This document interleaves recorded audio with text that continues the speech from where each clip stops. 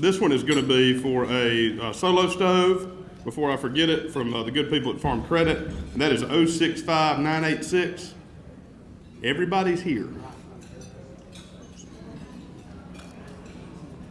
065986. That was Mark. Mark was telling me to be loud. 066054.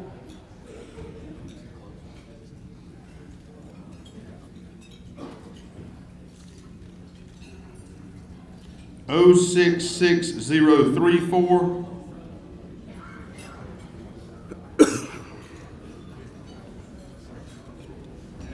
066023.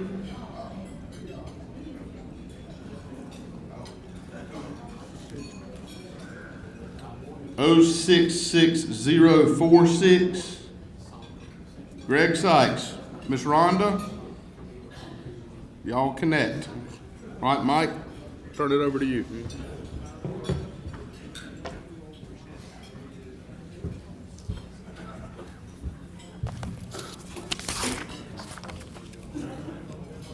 Good afternoon, y'all. Really excited to host this group as we do a number of other ones here at the Tifton Campus Conference Center. And by the way, I heard a couple of folks talking earlier about y'all got it going on here. Last year we hosted 50,000 folks and 250 events right here. This is where people connect with the College of Agricultural and Environmental Sciences. When you say UGA statewide, people think Sanford Stadium. When you talk to folks with agricultural roots, this is where it all happens. I want to give just a quick update on what's going on campus, and we'll kind of parlay that into what's coming up in Extension. We are really on a roll right now on the Tifton campus in terms of hiring new faculty and building student numbers. At this point, I'm at 82 permanent faculty here in Tifton, and we've got 25 postdocs. So for all practical purposes, we're well over 100 scientists that are well-trained agricultural scientists focused on solving problems for Georgia growers. When I add to that, when you add faculty and you've got young folks coming in, they're always looking for, hey, we need to be building and training the next generation of scientists and county agents. And we've seen 10% year-over-year growth in our graduate student population for the fourth year in a row. We're just over 160 graduate students right here in Tifton this year. I think that's a testament to the work that happens here. Teaching, interestingly, only makes up about 10% of the EFTs of our faculty. So while everybody likes to ask about when you say you're an administrator in a university, they always want to say, well, tell me about your students and your student numbers and majors. Y'all, that's only 10% of what we do. The remaining 90% is split evenly between our research and extension teams. And as you've seen this morning with the type of work that they turn out, they're knocking it out of the park.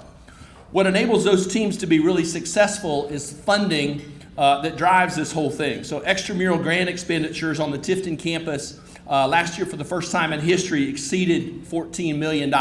Really, really excited about that. And incidentally, that's about a 28% increase over what we did the year before that. Dollars awarded that have yet to be expended, so that's when you earn a 3-year grant or a 5-year grant, you got money in the bank and you're hiring the staff and spooling up to do that. Those are over $16 million for FY24 alone, and again, that's about a 30% increase on what we did in FY23. When we talk about extramural funds, about 15% of that comes from direct commodity support. So I thank each of you as members of the Georgia Cotton Commission for putting money in the kitty there, and that's actually what kind of forms the seed corn in terms of how we're able to parlay that into much larger grants. So I said about 15%, and that's between the commodity commissions across the board as well as groups like Cotton Incorporated.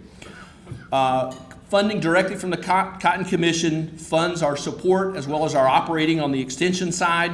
And then the research scientists are able to take those funds, collect a little bit of data, and leverage that into larger federal grants. And it's those federal grants that allow us to hire graduate students and postdoctorate scientists, which eventually end up becoming faculty in many cases. And it really provides for a nice circle. So you've got funds that come in, we get new data, we train new students that go into our agent ranks as well as the consultant ranks, and we've got new data to extend when we do meetings like this.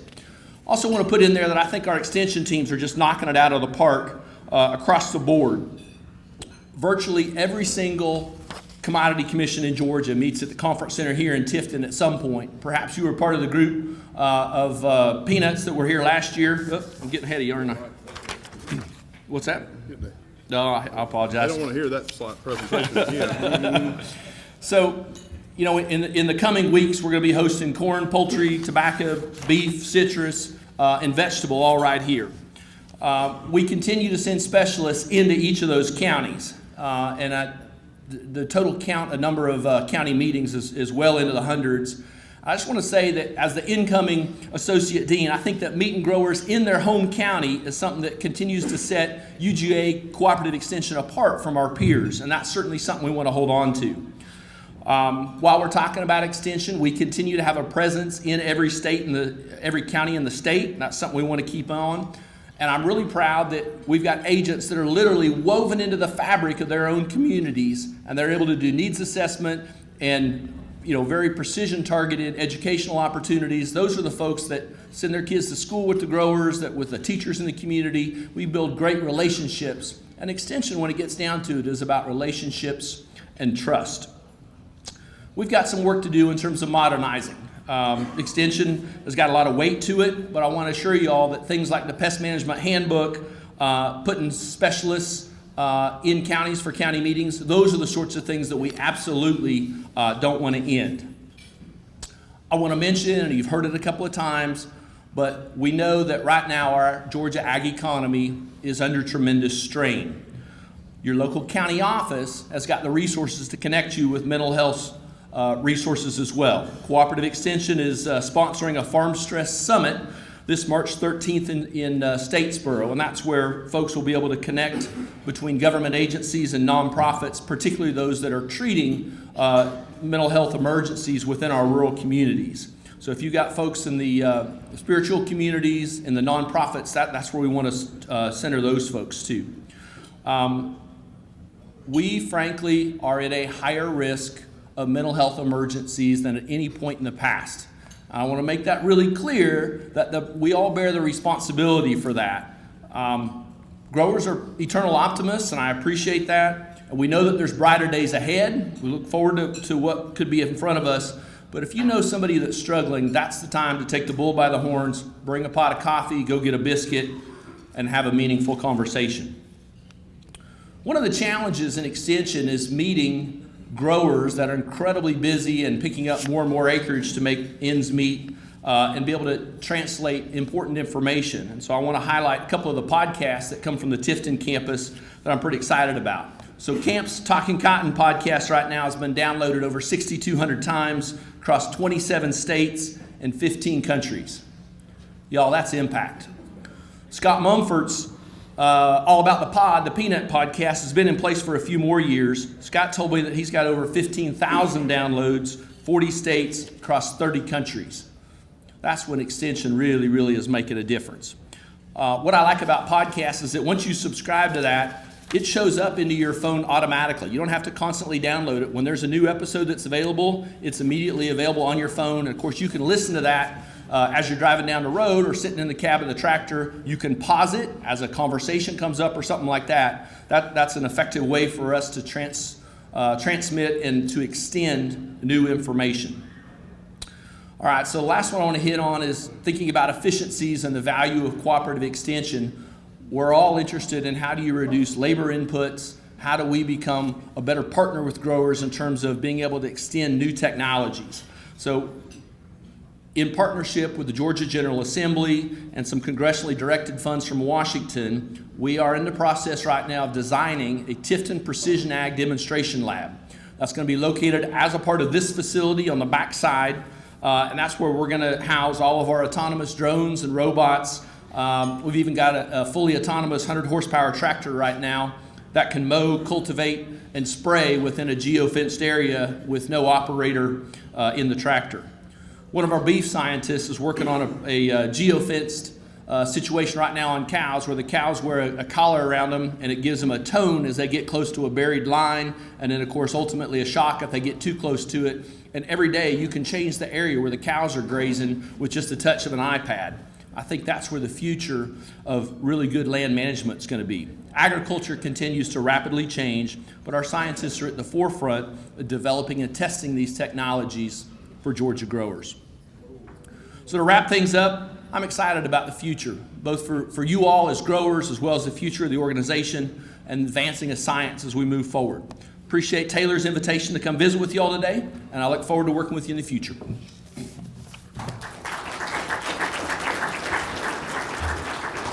Thank you, Mike. Before Dr. Hand comes up, we're going to give out this very large chair. It's very large. You can do with it, take it however you want to, but I don't think they want it to stay here. 065983. Mark Freeman has a very large smile on his face. It's because it's a very large It's a very large chair.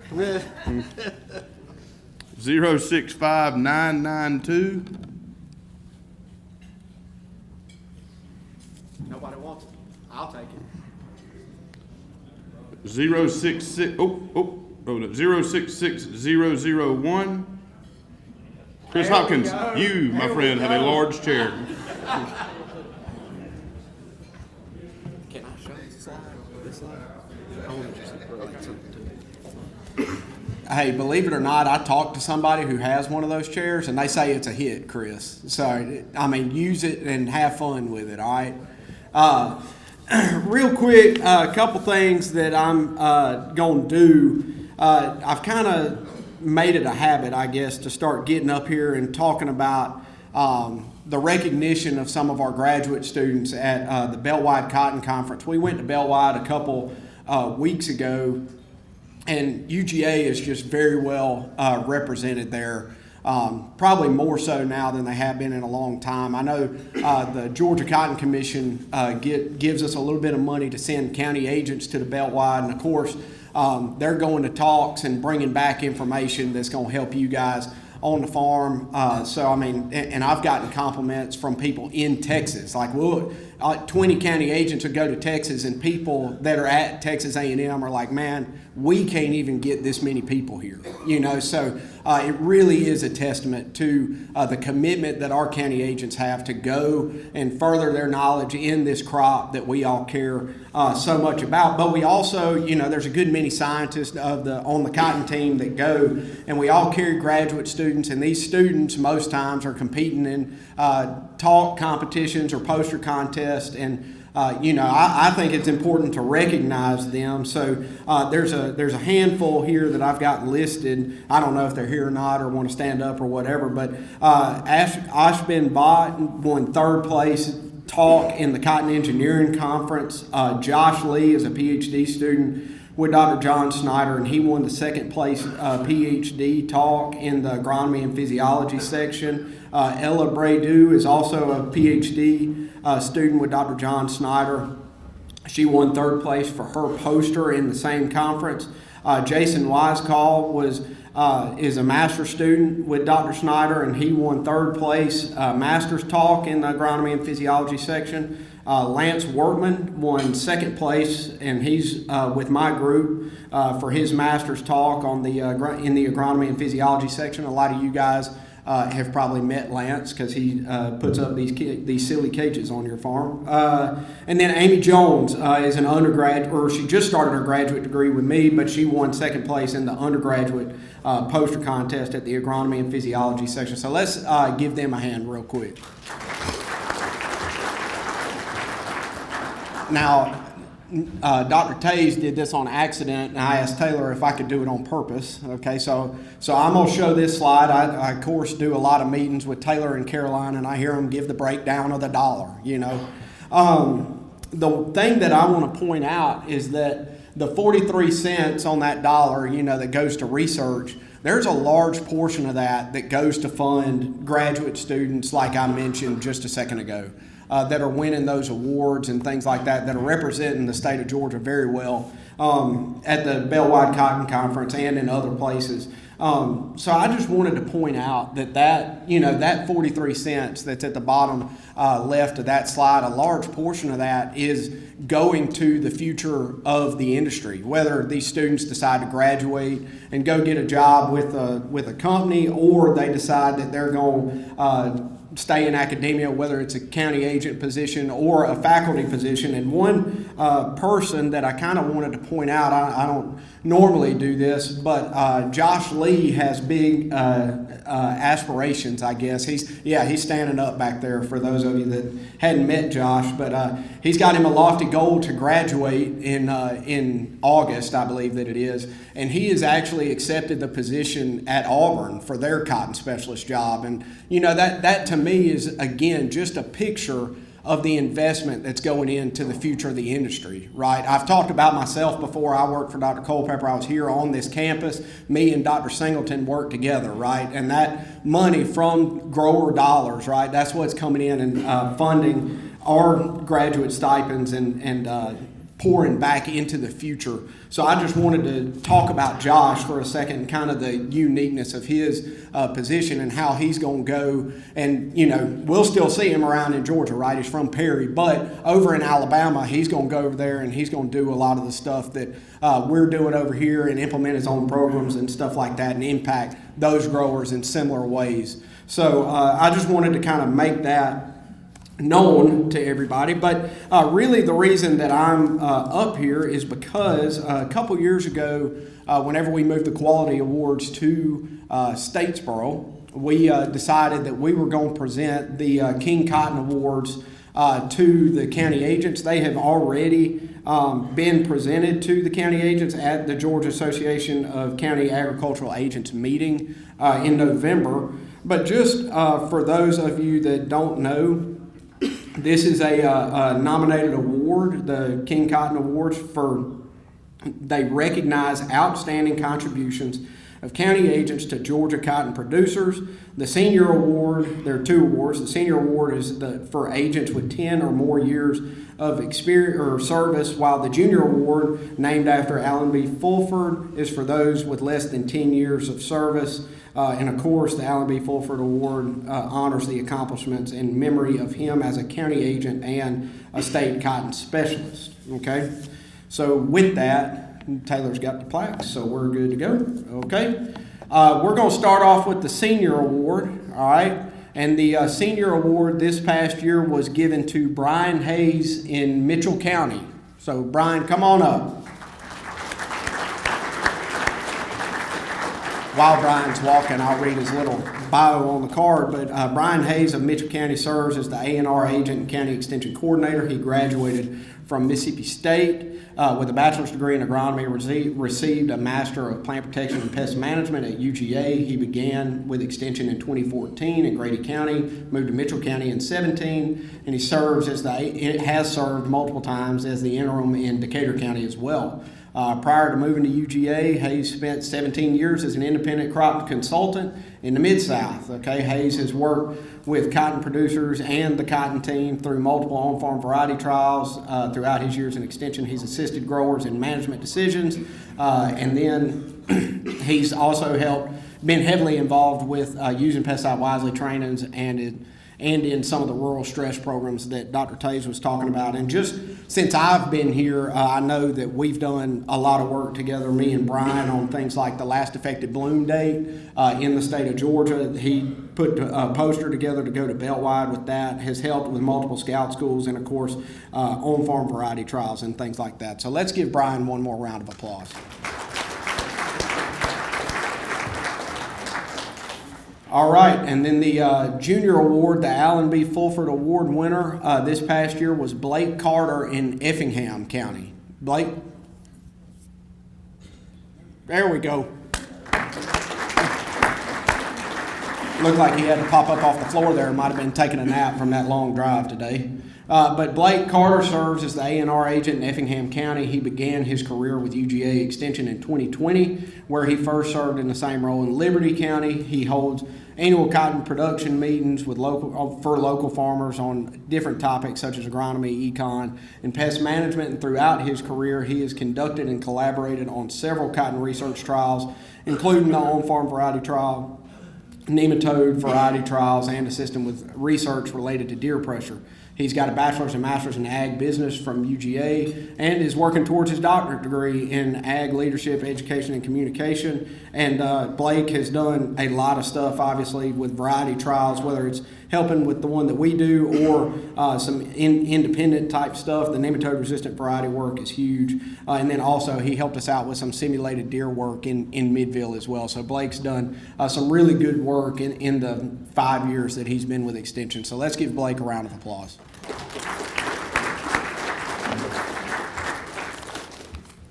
Before we move on, we're going to do 2 prizes, so y'all get your tickets out. The next one will be a cooler from South Georgia Banking Company, and that's 066003.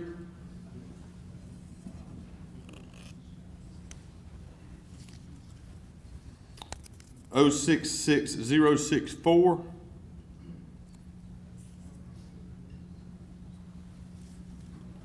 Oh 065985.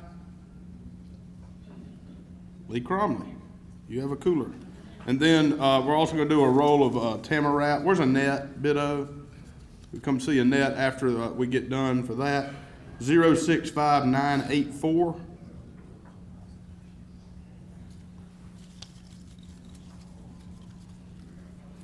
066069. Dr. Roberts keeps raising his hand like he's won something. 066018.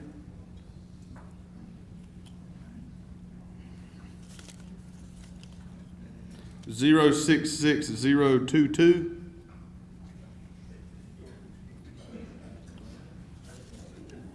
066020.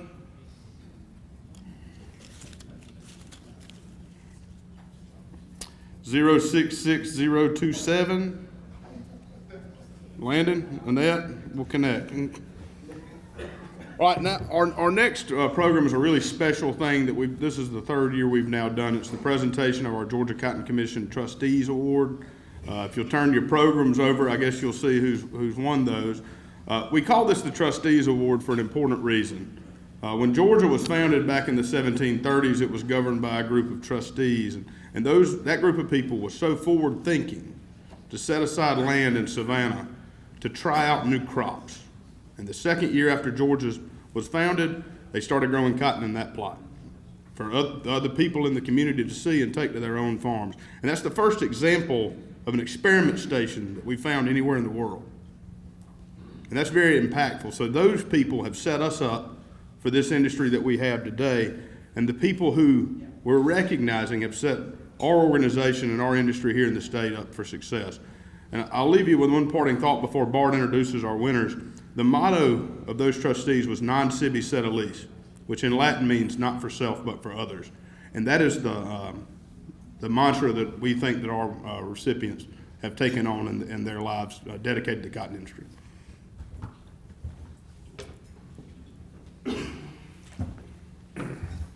I guess being chairman of the Georgia Cotton Commission, this is one of my favorite things that Taylor lets me do. He don't let me do a lot because he don't trust me, and he also told me not to read these bios because I can't read very good. But anyway, on the back of your card, I'd like to get Mr. Marvin Ruart and Johnny Crawford to come forward. Read on the back of their bios. I'm not going to take the time to read them, but these 2 guys are special. They're not just like a lot of us later in our lives get involved. These are lifetime industry leaders. So they've been doing it a long time. You don't have to come here, Mr. Marvin. You stand down there. So they're special to me and all of us because they like lifetime industry leaders. And they, as Taylor said, are these older guys, they help set up things to make our industry successful. Because these guys, I'm 61. I've been farming since I was 18, 43 years, I think. So these guys was making decisions for me on my farm as I'm helping make decisions on other people's farms now. So I really appreciate that. Give them a hand. Thank you.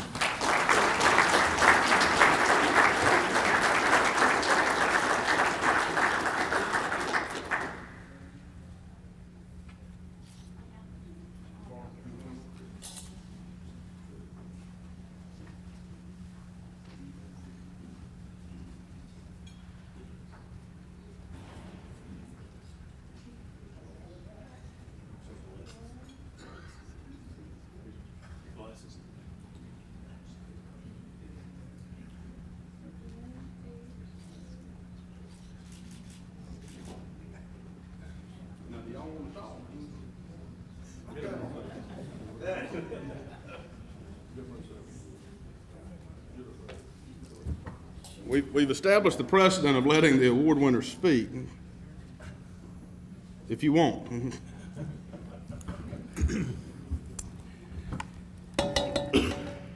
Thank you. It's been a great trip. A lot of years. I don't grow cotton anymore, sold a farm. But I still am a part of a gin, and I just got to be around the cotton some way. But it's so good to see Marvin Ruark. I go by his house fairly often to see my daughter, who lives at Bishop, Georgia. But it's good to see you, Marvin. Good to see you. Love you, brother. Thank y'all.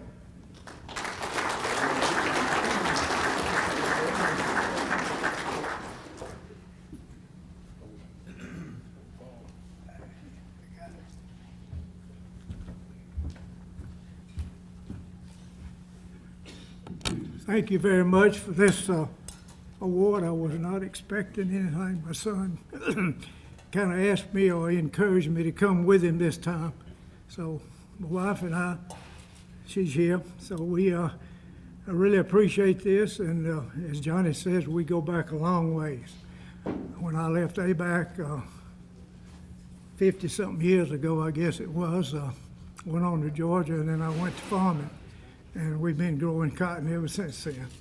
And my son and my nephew have taken over, and I'm just enjoying the ride now. And it's been a good ride. I do it again. Thank you very much.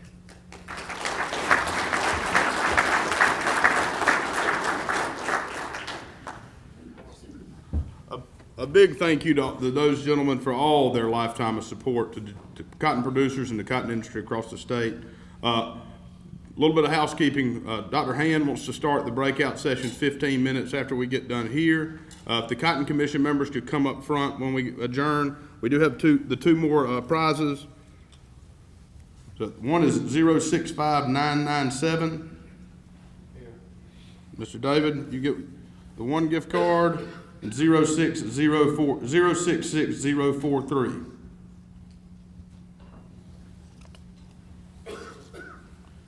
Zero 066055. All right, you the big one. Congratulations. We'll start the breakouts in 15 minutes. If our board members could gather up here for a second, and we will adjourn from here. Thank you.